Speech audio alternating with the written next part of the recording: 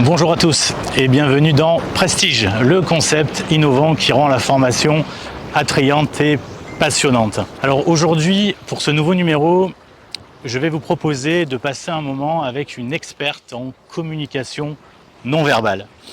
Elle est consultante, formatrice et conférencière. Elle a notamment travaillé et collaboré avec la police judiciaire. Aujourd'hui, elle accompagne des particuliers et des professionnels à améliorer leur quotidien, à comprendre ce qu'est la communication non verbale, à comprendre comment on peut l'utiliser au quotidien. Alors installez-vous bien confortablement. N'oubliez pas de liker la vidéo, de vous abonner. Et moi, je vous dis à tout de suite. C'est parti!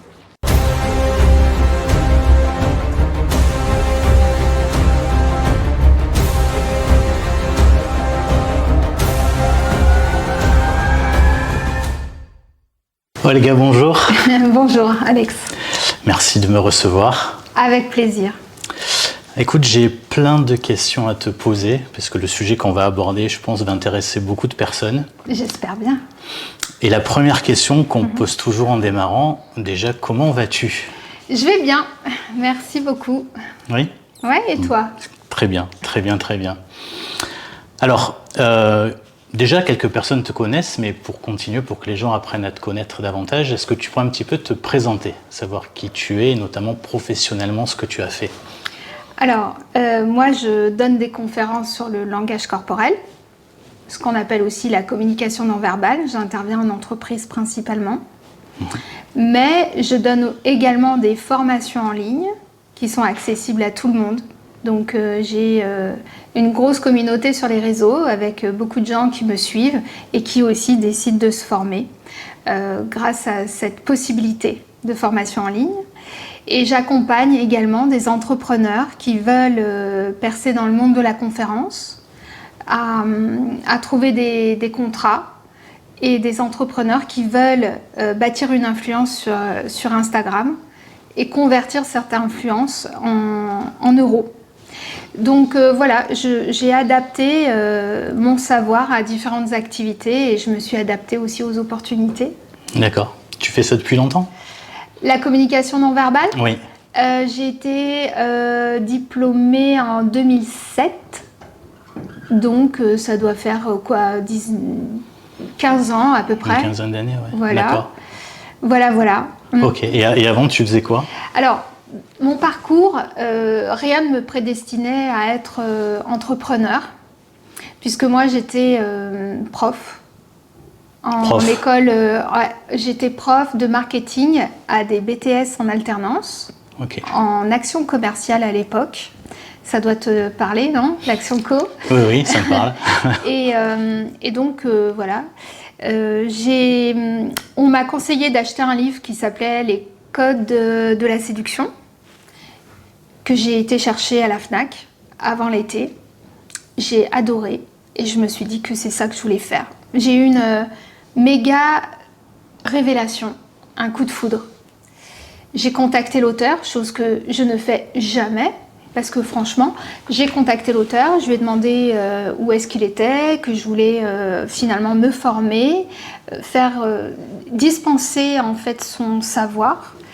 Je pense qu'au départ, il a dû se dire c'est qui elle, et finalement je l'ai rencontré, c'était un Canadien.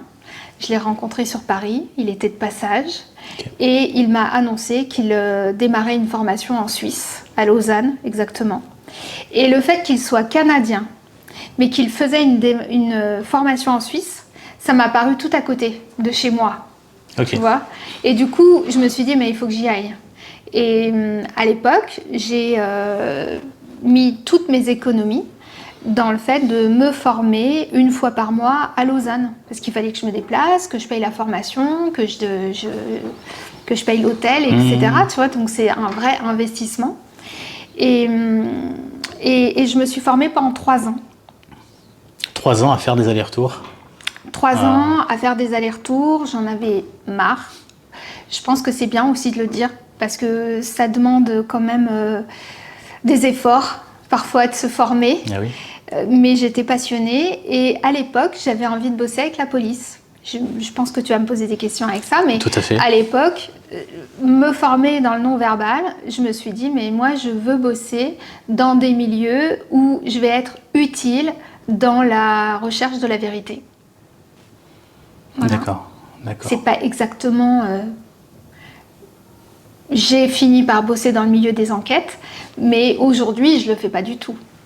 D'accord. Et donc tu disais les codes de la séduction. Ouais.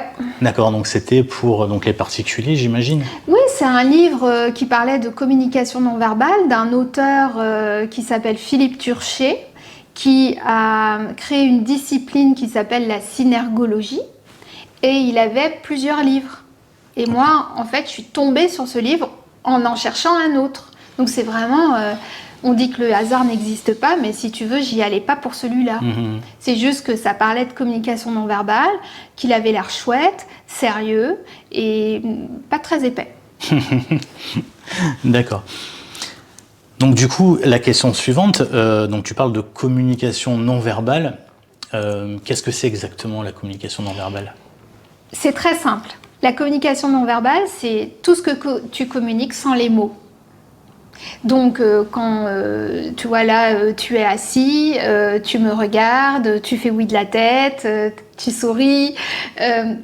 C'est même plus vaste, même si c'est pas ma spécialité, la com non verbale, tout ce que tu communiques sans les mots, c'est même l'intonation de ta voix, c'est les vêtements que tu choisis de porter, parce qu'on communique aussi. On s'est demandé qu'est-ce qu'on allait porter. Moi, j'avais envie de porter quelque chose de décontracté. Donc, c'est pour ça que j'ai choisi ce haut. Mais j'aurais pu choisir peut-être un haut un petit peu plus formel, la couleur que tu choisis. Tout ça, symboliquement, ça a des significations. Moi, je suis spécialisée dans le langage corporel, donc la gestuelle, qu'on appelle communication non verbale, mais sauf que, en vrai, c'est langage corporel. Langage corporel. Le mouvement. Moi, je m'intéresse au mouvement.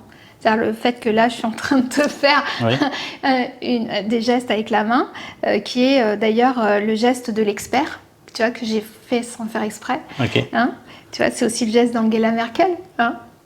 C'est exact, oui, c'est vrai que je tout, tout de suite, voilà. Tout à fait. Sauf que elle, je pense qu'on lui a dit de le faire quand... Parce que tu vois, les gens qui sont en vue, qui sont beaucoup filmés, qui sont... Voilà, il est possible qu'on lui ait dit d'opter pour une posture, qu'elle prenne l'habitude de cette posture pour pas se sentir bête. Parce que souvent, quand on est photographié, quand on est en face à face, on ne sait pas quoi faire de ses mains si on ne les a pas avec des clés, un téléphone ou un gobelet, tu vois. Donc, et les mains dans les poches, ça fait moche. Donc, j'opte pour l'idée qu'on lui a conseillé de faire ça, qu'elle a pris l'habitude. Mais sinon, spontanément, quand tu sais de quoi tu parles, il est possible que tu fasses ce geste-là. D'accord. Voilà, et c'est ça que moi j'enseigne, c'est toutes les postures, comment tu peux les comprendre, les repérer déjà, te rendre compte, les repérer et ensuite les interpréter sans risque d'erreur, parce que c'est ça le problème aussi. Tout à fait. Et donc ça représente combien la communication non verbale dans une communication globale? Alors, je ne suis pas très chiffre, je vais te le dire franchement. Il y en a qui ont étudié ça, je suis sûre que tu dois trouver des stats quelque part. On trouve de tout, effectivement. Voilà. Ouais. C'est évident que la com non verbale, elle a une grosse influence sur la communication globale. Parce que si tu prends la même phrase que tu l'as dit en faisant la gueule, ou que tu prends les mêmes mots et que tu le dis avec un beau sourire, évidemment, des fois même, il y a des choses, on dit « Ah, j'ai pas aimé comment il me l'a dit », et c'est les mots, en soi, c'est les mêmes. Donc la com non-verbale, elle a son importance, et globalement, tout le monde s'accorde à dire que ça a même plus d'importance que les mots qui sont prononcés. Moi, j'aime bien déjà m'arrêter là, c'est suffisant. J'aime pas dire 60%... Oui, c'est vrai on lit beaucoup ce genre de stats, ouais. Oui. Tout à fait. Et donc, ce genre de communication, pour toi, elle est universelle ou selon la culture ou selon les pays, ça change, selon l'éducation? C'est une bonne question. Ce que moi j'étudie et ce que j'enseigne, c'est la plupart du temps, en fait, le langage corporel universel, c'est-à-dire celui qui est relié à notre situation d'humain et nos émotions.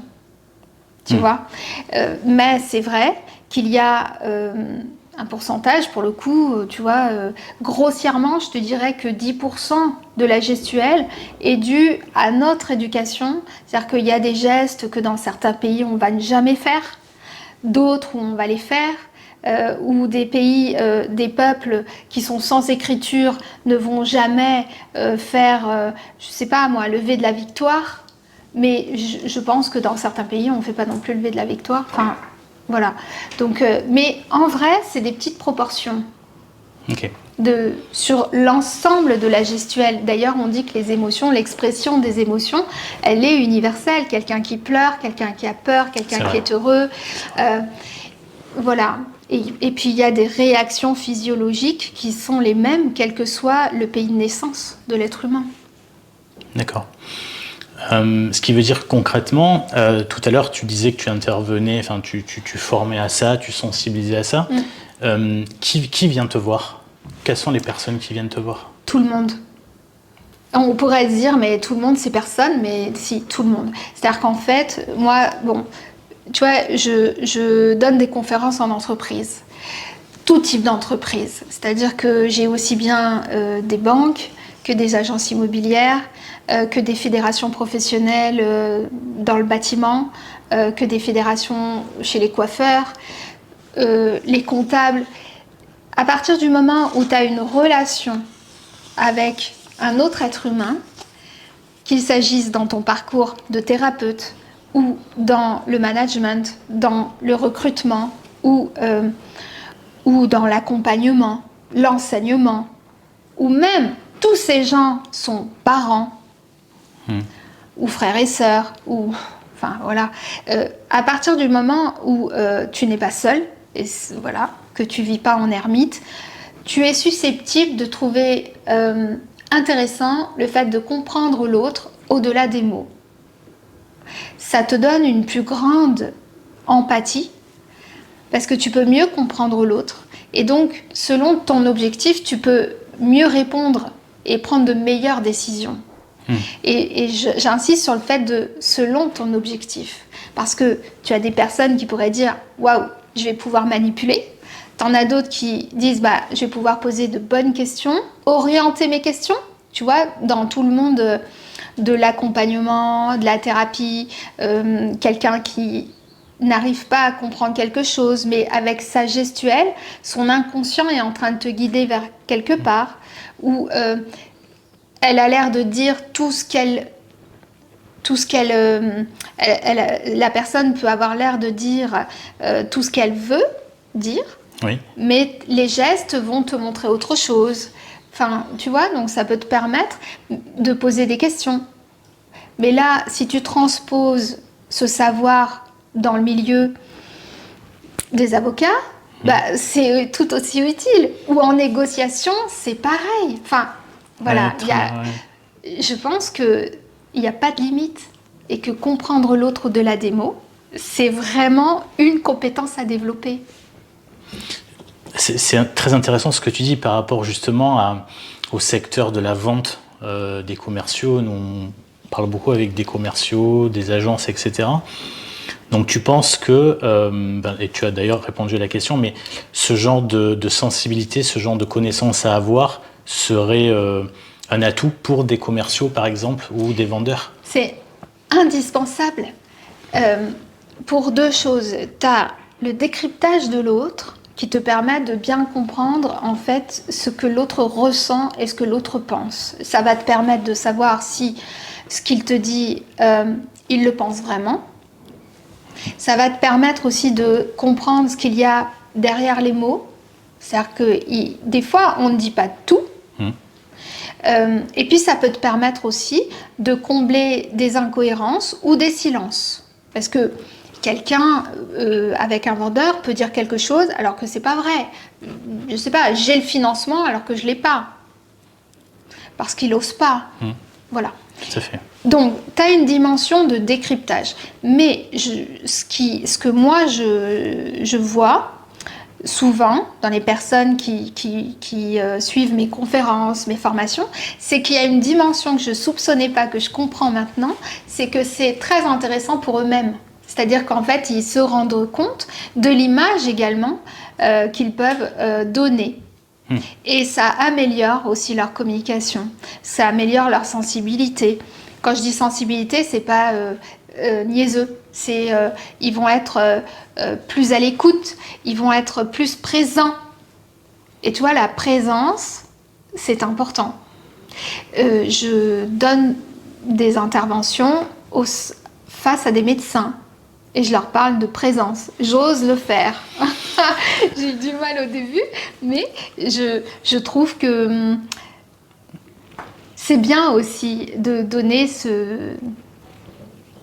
cette sensibilité, parce qu'on a quand même des médecins, il faut bien le dire, tu vois, j'hésite un peu, mais je me lance.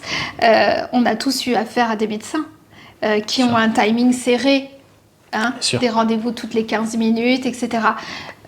Ok. Ils ont un boulot hyper difficile, ils sont hyper méritants, tout ce que tu veux. N'empêche que parfois, tu as des médecins qui te marquent presque à vie. Et la différence, c'est pas forcément leurs compétences. Parce que les compétences, toi, t'as aucun moyen de la vérifier. De vérifier. Mais la confiance qu'ils vont dégager, où tu dis, lui, je lui fais confiance parce que il y a un truc, je sais pas quoi, mais je vais le suivre. Ou l'écoute qui va te dégager, c'est la différence, c'est la présence. Et il y a des études aux États-Unis qui ont été faites où ils ont déterminé que le non-verbal de certains médecins, alors que tu les connais pas, c'est-à-dire que tu ne vois, que tu n'as pas été les consulter, c'est-à-dire que tu as vu finalement que le non-verbal des médecins, eh bien, ça modifie le taux de plainte.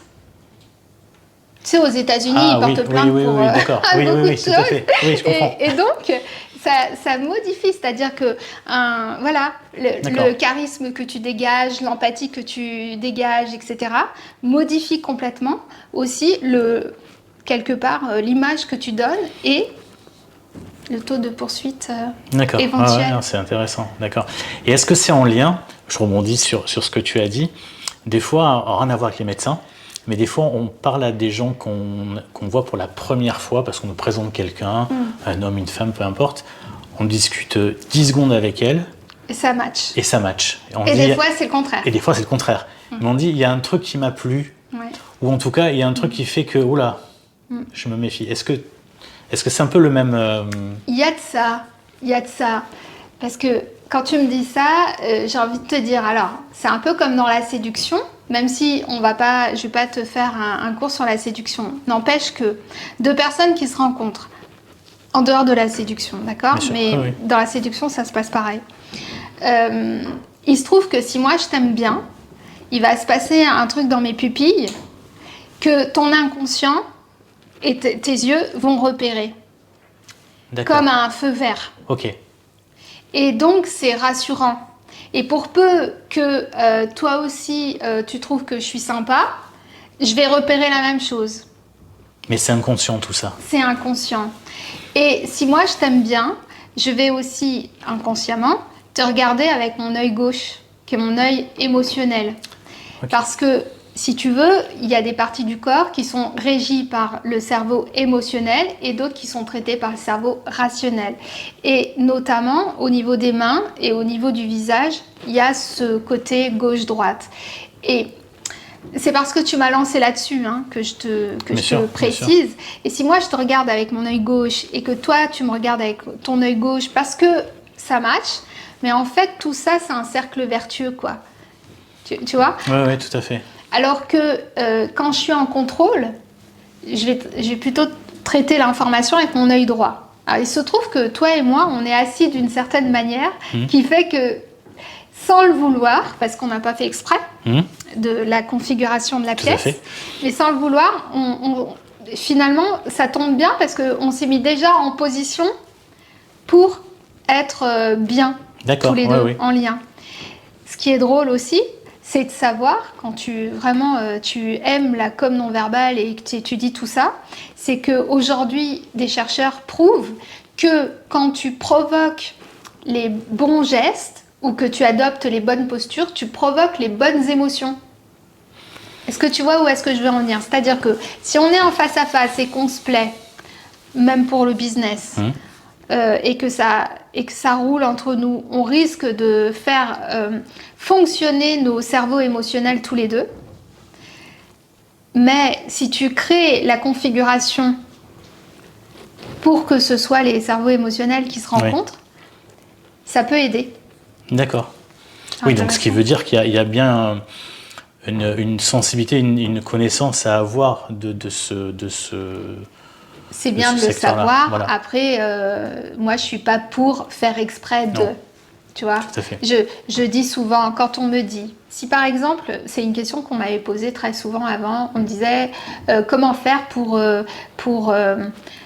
qu'on m'écoute, pour que je sois un bon manager, pour être convaincant. Voilà. C'est la question que je voulais te poser sur les managers, justement. Ah oui.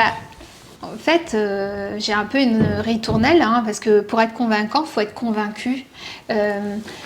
C'est vraiment ma première phrase pour voir comment les gens réagissent. C'est-à-dire que je ne vais pas te dire tu ressembleras à une marionnette si je te dis voilà, il faut que tu fasses tel geste, comme faire semblant que tu sais, que tu fasses tel genre de gestes amples pour montrer que tu es sûr de toi. Si tu fais exprès, si moi, par exemple, je te réponds en faisant comme ça, tu vas te dire, elle est folle, cette fille, elle est bizarre. Parce que c'est pas très cohérent. Mais si moi, je travaille mon intérieur, je me dis, je suis quelqu'un de compétent, je suis présente, je dirige, j'ai confiance. Enfin, voilà, il y a tout un mental. Il faut travailler d'abord son mental et les gestes suivent. Après, ça n'empêche que quand tu suis une formation ou quand tu as des conseils, quand tu es coaché, ou voilà, tu peux aussi te rendre compte que parfois, pour t'aider, il vaut mieux choisir certaines postures qui vont favoriser de l'amplitude plutôt que des postures qui vont t'écraser. Et tu optimises en quelque sorte. Tu pas te rendre service, ouais. D'accord. Très bien. Par rapport à ça, tout à l'heure, justement, tu disais, donc tu as travaillé avec la police judiciaire, et arrête-moi si je me trompe, et au bureau d'enquête d'incendie de France. Alors, ça ne s'appelait pas bureau d'enquête incendie de France, mais un bureau d'enquête incendie spécialisé dans ce qu'on appelle la RCCI, Recherche et cause des circonstances d'incendie. Passionnant. La RCCI, il y a des pompiers en France qui sont formés à la RCCI, Recherche et cause des circonstances d'incendie. C'est comme des experts du feu, comme les Fire Marshal aux États-Unis et au Canada. Parce qu'en fait, en France, tu as des pompiers qui ne sont pas formés à l'enquête, qui n'ont jamais appris à analyser une scène de feu, quand le feu est éteint, pour savoir si le feu est criminel ou non. Et puis tu as des enquêteurs de la police judiciaire qui, eux, sont formés aux enquêtes, mais pas au feu. Aux États-Unis et au Canada, c'est un métier qui existe. Et donc, il y a des Français qui, il y a déjà pas mal de temps, ont créé des écoles pour former des pompiers. Et il y avait aussi des experts en assurance, bien sûr. Mais oui. Oui, pour savoir il y a un lien. Si... Bah oui. Forcément, voilà. D'accord. Et pour savoir si le feu est criminel ou non, enfin volontaire ou involontaire, etc.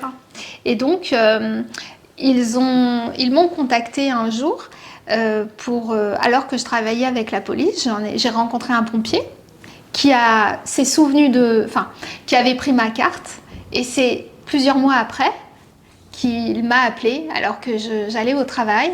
À l'époque, j'étais encore salariée, et qui m'a dit « Oui, bonjour, je suis un tel pompier de... » Et moi, je me suis dit « Aïe, j'ai mes enfants qui sont passés sous une roue !»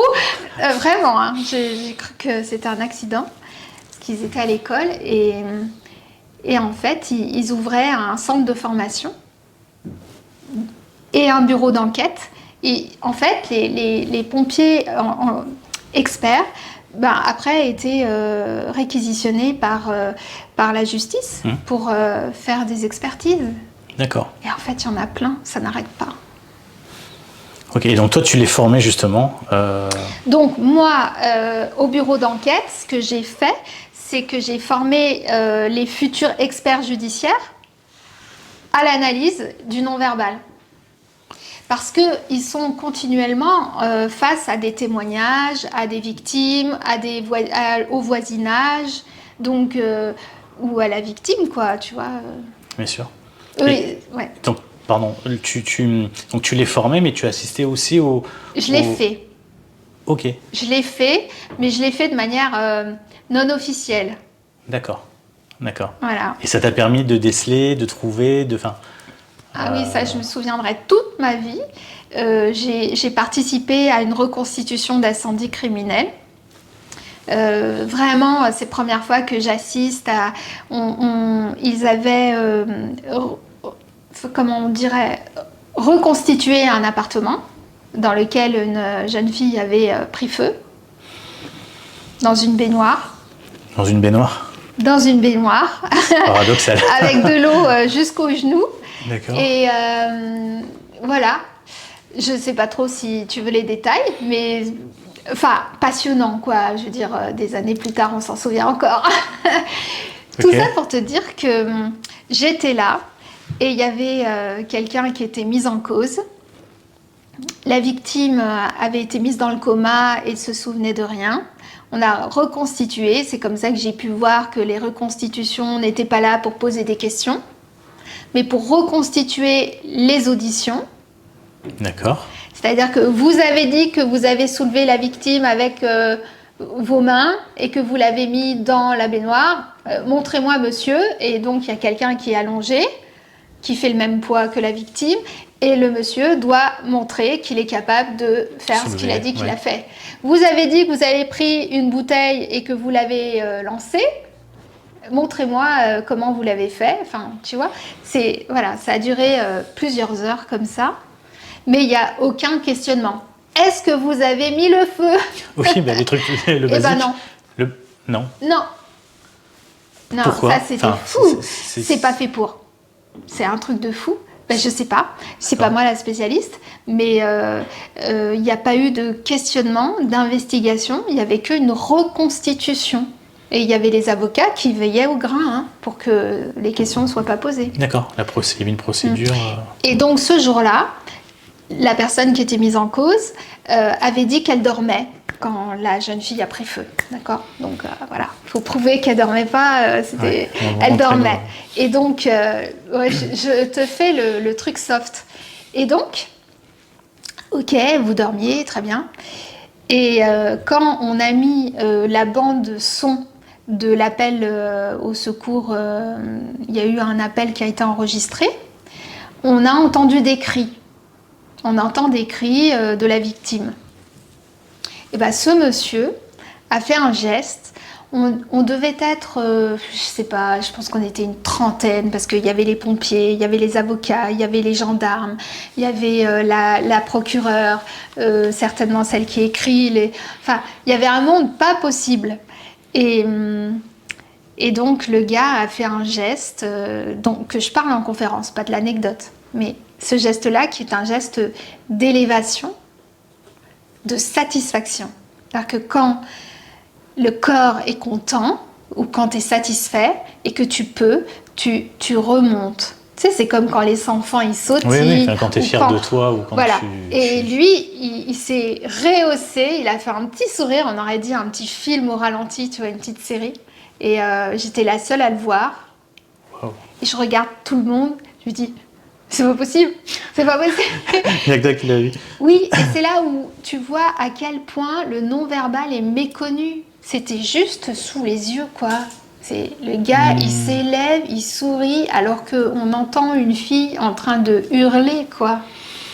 Et là, tu dis, ok, bon, c'est sûr que c'est pas le geste qui dit, ok, c'est coupable. Même si dans ta tête, tu dis, mais... T'as pas le droit de faire ça. Donc après, mais n'empêche que, si tu veux, quand tu comprends le non-verbal, ça te fait avancer d'une certaine manière. Tu peux, par exemple, être à charge ou à décharge dans ton questionnement, dans tes recherches. Tu vois, si on parle d'un parcours de vie d'entrepreneur, ce parcours-là qui m'a fait rien gagner pendant 8 ans, m'a ouvert les portes quand même de la crédibilité auprès des entreprises. Oui, tu as une sacrée expérience du coup. C'est pas si simple que ça. Je suis une femme. Déjà, il y a beaucoup d'hommes dans le milieu de la formation, de la conférence surtout. Je suis une femme, je suis pas très grande, j'ai pas fait de grandes études. C'est pas que les grandes études te permettent de parler mieux, mais je me suis très bien fondue dans la masse des enquêtes. J'étais toujours en jean, d'ailleurs je le suis toujours. J'étais en Santiago, voilà, tu vois, j'étais bien dans ce milieu. J'étais bien. Psychologiquement, c'était dur, très dur, très très dur. Mais par contre, c'est un milieu dans lequel je suis bien. Mais donc, quand j'ai été dans le milieu de l'entreprise, on m'a dit de faire attention à mes vêtements, c'est-à-dire de faire un effort, en clair. Je pense que j'étais faite pour être entrepreneur et ne pas... j'ai beaucoup de mal avec les ordres, en fait. Et être donc, autonome, t'aimes bien l'autonomie, je pense. J'ai du mal avec l'autorité, je le dirais différemment. Je suis autonome, c'est sûr, mais j'ai du mal avec l'autorité, surtout quand je la comprends pas. Et du coup, j'ai continué à porter mes jeans. J'ai fait un effort quand même. Et l'entreprise, vraiment, cette expérience avec la police judiciaire m'a donné beaucoup de crédibilité. On m'a beaucoup écouté parce que j'avais travaillé avec la police et que c'était vrai. Oui, bah oui. Pourquoi? Certains t'ont dit que c'était pas vrai? Non, non. Personne n'a osé me le dire. Non. Par contre, il y a des gens qui disent qu'ils ont travaillé avec la police, alors que c'est pas forcément vrai. Ça se voit tout de suite. Moi, je le vois tout de suite. J'imagine, du coup. D'accord. Donc, on a parlé des professionnels qui te sollicitent. Est-ce que des particuliers, alors hormis la séduction, est-ce qu'il y a des particuliers qui te sollicitent ou qui font des formations avec toi? Ah oui, même peu. Moi, je fais rien en séduction. Hein. Oui. Disons que il se trouve que moi, donc, je fais de la conférence. J'ai démarré avec des formations, avec des chefs d'entreprise, avec des clubs finalement de chefs d'entreprise. Et comme ça se passait bien, j'ai fait tous les clubs, donc j'ai pas arrêté. Et ces chefs d'entreprise m'ont demandé de faire des conférences. Et après, petit à petit, mon nom a circulé comme une référence dans la conférence. Et comme mes conférences sont plutôt sympathiques, bon enfant, ludiques et très transversales, ça s'adapte finalement à tout le monde, voilà, j'ai commencé à avoir du succès par rapport à ça. Il se trouve qu'il y a quelques années, on m'a ouvert les portes, la possibilité de faire des formations en ligne. Et donc, les formations en ligne se vendent par l'intermédiaire des réseaux sociaux. Et donc, j'ai commencé à investir mon temps sur les réseaux sociaux, à partager mon savoir. Et du coup, je ne demande pas aux gens qui achètent mes formations quel est leur métier. Parce que, bon, c'est nom, prénom, adresse mail, c'est assez basique. Mais pour le coup, puisque ça fait plusieurs années, je sais que j'ai de tous les métiers, y compris des personnes dont le métier est de s'occuper de leurs enfants. Tu vois, donc vraiment, j'ai de tout. Ok. Et alors, c'est un sujet qui est quand même assez récurrent. Je pense qu'il y a vraiment un lien par rapport à ce que tu fais. C'est au niveau des profils complexes. Ces profils, quand on parle de pervers, on parle de personnes toxiques, on parle de, communément appelés, donc ces profils complexes. En tout cas, nous, en préparant les questions, en se renseignant, on voit que ça se développe de plus en plus et ça, je dirais, prolifère de plus en plus. Ce fait d'être face à une personne toxique, face à un pervers, face à une personne toxique en général. Est-ce que du coup, la communication non verbale peut aider à déceler, à contrer? En tout cas, est-ce qu'il y a quelque chose à faire pour pouvoir se protéger? Probablement. Je ne sais pas si tu t'es rendu compte que j'ai levé la tête là quand tu m'as parlé de ça. Je me suis éloignée. Oui, et je t'ai senti en réflexion en tout cas. Oui, en réflexion parce que je réfléchissais à la manière de te répondre parce que j'aime rester à ma place et pratiquement jamais, je pense, que tu me verras dire décode la gestuelle pour déceler un pervers narcissique. Parce que là, il y a de la psychologie et c'est pas mon domaine. D'accord. Tu vois ? Par contre, quand tu connais la communication non verbale, quand tu connais le langage corporel, tu peux te rendre compte, non pas de la psychologie de quelqu'un, mais si la personne te le dit avec sincérité ou non. Ce que moi, je ne sais pas.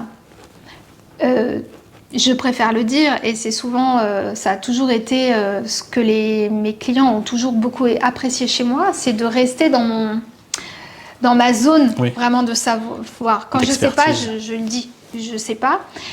Je ne connais pas, si tu le veux, la psychologie et le mode de fonctionnement psychologique, par exemple, d'un pervers narcissique, même si j'imagine des choses, si j'ai entendu, lu, etc. Donc je vais avoir du mal à te dire, je vais t'apprendre à décoder pour que. Mais peut-être que tu vas te rendre compte que quelqu'un qui te dit une énormité, si elle te le dit avec sincérité, c'est peut-être encore plus grave. Je ne sais pas. Tu vois ? D'accord. Je ne sais pas. Ou peut-être que tu peux voir quelqu'un qui te dit quelque chose en te disant « Ah, je regrette, excuse-moi », alors qu'en fait, il n'a pas l'air d'être si désolé que ça, tu vois. Oui, c'est vraiment cet aspect psychologique est vraiment le plus important pour... Je le fais pas. D'accord, très bien.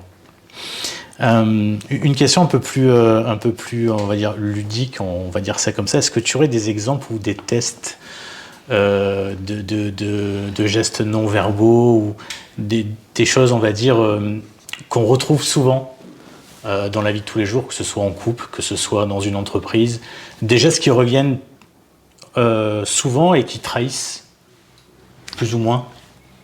Par exemple, on va prendre un cas concret avec dans le monde professionnel. Il y a des gestes qui reviennent, c'est ça ? Oui, est-ce qu'il y a des gestes qui reviennent, qui font dire que la personne ne pense pas ce qu'elle dit, ou en tout cas, oui. Tu vois ? Alors, en fait, si tu veux, quand tu lis la communication non verbale, en tout cas tel que moi je l'enseigne, je me base sur des gestes qu'on voit au quotidien. Et tout ce qui, tout à l'heure on a parlé des pupilles, c'est quelque chose qui est très difficile à voir. Donc moi je m'y intéresse pas. En tout cas dans le format de formation que je donne, je m'y intéresse pas. Quand tu sais lire les gestes de main et ce que font les mains sur le visage, par exemple, c'est extrêmement riche. Parce qu'on se touche le visage environ 500 fois par jour, sans en avoir conscience. On a des petits picotements qui arrivent à la surface de la peau et qui n'arrivent pas forcément par hasard. Évidemment que si tu as un bouton, c'est autre chose. Mais en général, on sait le déceler, tu vois, ça se voit. Alors, du coup, quand tu sais lire les zones du visage, tu sais que, par exemple, le menton, c'est la zone du doute. Alors, je ne te parle pas du menton tel que moi, je me pose tout à l'heure, comme ça. Oui, okay. Mais tu vois, par exemple, je réfléchis, je parle avec toi, je dis, bah écoute, attends, je réfléchis, je ne sais pas trop quoi... Et là, je vais être cohérente avec cette histoire de je réfléchis, je ne sais pas trop, voilà, ça va être cohérent. Par contre, imagine que je te dise, oui, c'est sûr et certain. Je m'en souviens parfaitement. Du coup, là, on est en contradiction. Et là, je te dirais, fais attention. Pas poser, hein. Attention, là, je suis en train de me poser. Oui. Mais si la personne dit, ah oui, je m'en souviens très bien, oui. Bien sûr que j'ai déposé le dossier ici hier. Il y a un truc qui cloche. Non. Parce que là, c'est le doute. Et si elle était en train de faire quelque chose et qu'au moment elle te dit bien oui, je l'ai déposé. Ça, je l'ai vu. C'est un exemple que je te donne parce que je l'ai vu. Bon, il y a plein de choses que j'ai vues, mais c'est un exemple super. Plus flagrant. Voilà. Tu pourrais aussi quelqu'un qui te dit oui, ah oui, c'est très intéressant. Oui, très intéressant. Et il fait comme s'il s'enlevait quelque chose de l'œil. Oui. Tu vois ? Oui. L'œil, c'est fait pour voir. Donc, tu as plein de mouvements autour de l'œil qui peuvent être comme ça, comme ça, comme ça, qui indiquent une envie de voir davantage. De voir davantage. Voir davantage. Par contre, quand on a l'impression, quand ça ferme l'œil, oui. Tu vois, ou que ça enlève de l'œil, c'est tu rejettes ce que tu vois.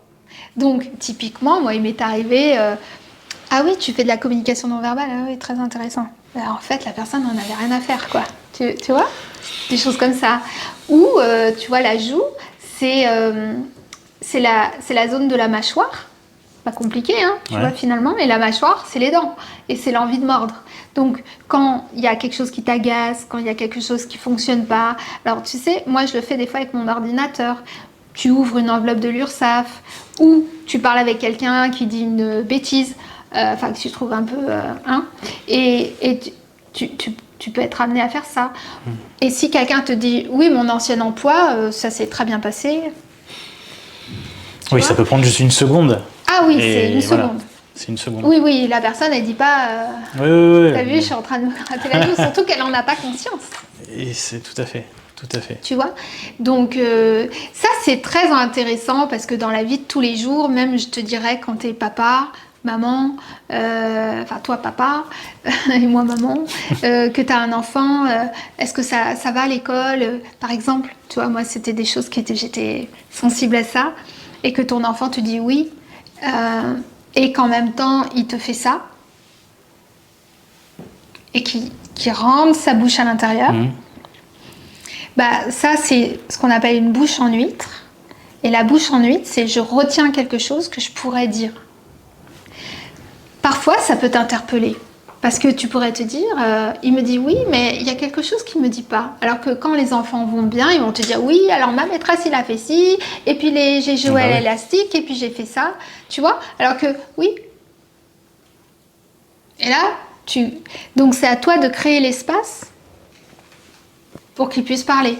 Mais ce que je te dis pour l'enfant, ça peut être avec un collaborateur. Enfin, peu importe. Tout à fait. Donc c'est pour ça que je trouve ce qui est chouette et qui est un avantage pour moi, c'est que finalement le non-verbal, les mêmes clés te permettent de décoder finalement n'importe quel être humain. Alors je lisais un truc, tu me dis si je me trompe ou pas. Quand tu es à table, en fait, tu discutes, tu as une table. Et machinalement, en fait, pendant que tu discutes, tu fais comme si tu enlevais quelque chose de la table, en fait, comme si tu enlevais un petit bout de poussière, enfin, je sais pas, pendant que tu parles. Et ça voulait dire qu'en fait, tu veux te débarrasser du sujet parce que tu n'es pas à l'aise avec le sujet, tu veux clôturer le sujet, et pendant que tu parles, en fait, tu essuies la table. Oui. Voilà, donc est-ce que tu as une... C'est un peu ça, oui, effectivement. Souvent, c'est l'effet de la miette, quoi. Oui. Alors, des fois, c'est un peu comme la personne a fait ça. C'est comme si elle enlevait de la poussière sur sa manche. C'est un peu comme si je suis plus intéressée par le fait d'enlever quelque chose que par ce que tu es en train de me dire. Donc, ça peut être aussi du désintérêt. Ah oui, ça peut être du désintérêt. Voilà, d'accord. ça peut être du désintérêt. En fait, n'importe quel type de mouvement te donne un horizon de sens. Donc, ça peut être, selon le contexte, ça peut être du désintérêt, ça peut être je suis gênée, je ne sais pas comment aborder les choses, donc je cherche d'autres, tu vois. Ou ça peut être effectivement, j'enlève ton idée. Oui, d'accord. Qui me plaît pas. Tu es en train de me parler d'un voyage et je suis en train de l'éloigner. C'est possible aussi, oui, bien sûr. Dans quelques mois, tu vas faire une intervention pour Prestige, donc au mois de mai, si je me souviens bien. Je sais pas, mais bon, on va parler je vais faire du mois de mai. D'accord. Du mois de mai. Très bien. Donc c'est un sujet qui va être évidemment générique, la communication non verbale. L'idée, c'est de sensibiliser les gens qui seront là, Oui. évidemment. Oui. Qu'est-ce que tu vas aborder? Comment tu abordes ce genre de séminaire où les personnes sont en général novices, elles viennent découvrir quelque chose? Sur quoi tu agis? De quoi tu parles? Déjà, c'est mon métier que de sensibiliser les gens à la communication non verbale. Mais lors de mes conférences, je donne plusieurs clés de lecture qui vont leur permettre déjà, après la conférence, d'en savoir bien plus qu'avant la conférence. Parce que je vais leur parler du fonctionnement finalement du langage corporel, en sensibilisant toujours le fait qu'on a cette intuition du non-verbal soi-même. J'ai pas besoin de t'apprendre qu'un sourire c'est souvent bienveillant, que finalement je peux juste des fois comment t'expliquer ça? Je peux juste mettre en lumière quelque chose que tu sais déjà. Te dire par exemple que quand on s'apprécie, on a tendance à se rapprocher. Tu dis ok, ça me paraît logique. Parce que tout est assez logique puisque tu le vis toi-même dans ton propre corps. Mais après, je vais te montrer différentes situations de rapprochement. Ça peut être, on est avec une table au milieu et tu vas voir que le balancement des corps, je peux m'éloigner quand ta question ne me plaît pas, je peux me rapprocher quand j'ai un intérêt, je peux également modifier mon croisement de jambes et me rapprocher de toi. Le croisement de jambes n'est pas forcément une fermeture, ça peut être au contraire un rapprochement. D'accord. Tu vois, donc j'utilise différents exemples qui vont permettre finalement, mis bout à bout, de comprendre différents signes qu'on voit dans le quotidien, le mouvement des mains. Oui. Souvent, le mouvement des mains, les gens adorent parce que on parle tous avec nos mains. Les mains sont faites pour accompagner le discours. Elles te permettent de mieux réfléchir déjà. Ça, on ne le sait pas, mais les mouvements des mains aèrent notre cerveau. Donc, si par exemple, tu t'empêches de bouger les mains, si on te les met derrière le dos, ou qu'on te dit ne bouge pas les mains, tu vas être beaucoup moins éloquent. Tu vois, j'allais faire ça, je les bouge quand même. Et donc, se rendre compte de ça, ça fait souvent plaisir aux gens qui sont un peu dans un mode d'extraversion ou qui disent « Ah, je bouge trop des mains ». Alors que finalement, c'est la vie. Et puis, ça attire, ça maintient l'attention de l'autre plus longtemps. Ah, oui. Ça permet de dessiner aussi le mouvement. Tu vas dire un ensemble. Où là, quand je t'ai dit, ça maintient l'attention. Et là, tu vois, sans le savoir, tu vois ça. Et ça, tu le sais pas, mais tu fais quand même le lien avec la précision. Ouais. Tu l'as pas fait consciemment. Donc moi, je vais rendre plus conscient quelque chose que tu sais déjà. Ah oui, voilà. Je comprends. Et aussi, j'aime faire vivre des émotions aux participants des conférences pour qu'ils puissent comprendre mieux le pouvoir des gestes. D'ailleurs, ma conférence s'appelle « Le pouvoir des gestes ». D'accord, c'est-à-dire que tu mets en situation, c'est ça? C'est des surprises. C'est des surprises. C'est des surprises. On va pas en parler maintenant alors. D'accord, très bien. Olga, merci beaucoup. Mais avec plaisir, c'était chouette. C'était très très chouette, on a appris beaucoup de choses. Et puis écoute, je te dis à très bientôt. À très bientôt. Merci. Nous sommes arrivés au terme de cette interview, j'espère que ça vous a plu. Si c'est le cas, n'oubliez pas de liker la vidéo, de vous abonner et moi je vous dis à très bientôt pour de nouvelles aventures. Salut!